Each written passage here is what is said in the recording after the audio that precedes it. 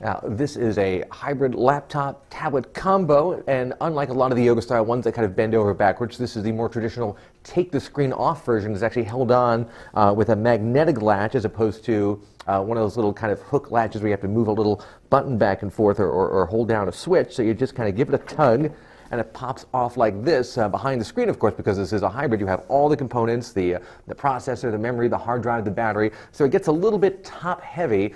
Inside you've got an Intel Core M processor. That's the same thing that's going to be in Apple's upcoming 12-inch MacBook.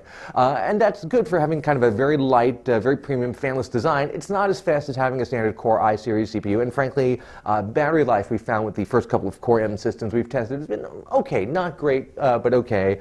Certainly not as long as you'll get using a regular full power CPU with a larger laptop with a bigger battery. So here, the keyboard has its own battery inside, but it doesn't help you power this. It's strictly to keep the keyboard powered when you have it separate, because you can flip this little switch and use it in Bluetooth mode. Put the tablet over here, you use the keyboard over here, or if you connect them, then it makes a physical connection and you don't actually need the Bluetooth for that. So if you want to have this plugged in and fully charged, you'll need the regular power cable for the screen, which is the actual computer, and you'll need a separate micro USB charger for the keyboard down here. The T300 starts at a very reasonable $699, especially considering its metallic construction and fanless design.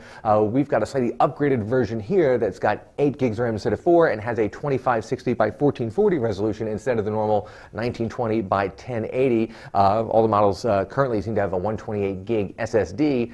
There are a couple of design quirks that drove me a little bit crazy using this. The main one was that the power button is right up here, so every time I'd reach out to adjust the screen to kind of change the viewing angle, I'd accidentally turn the system off, and that happened to me several times. So that, combined with the only so-so battery life and the fact that the Core M just is not as speedy as a regular full power processor you might be used to, means that this may not be the high-end hybrid for everyone. I'm Dan Ackman, and that is the Asus Transformer Book T300 Chi.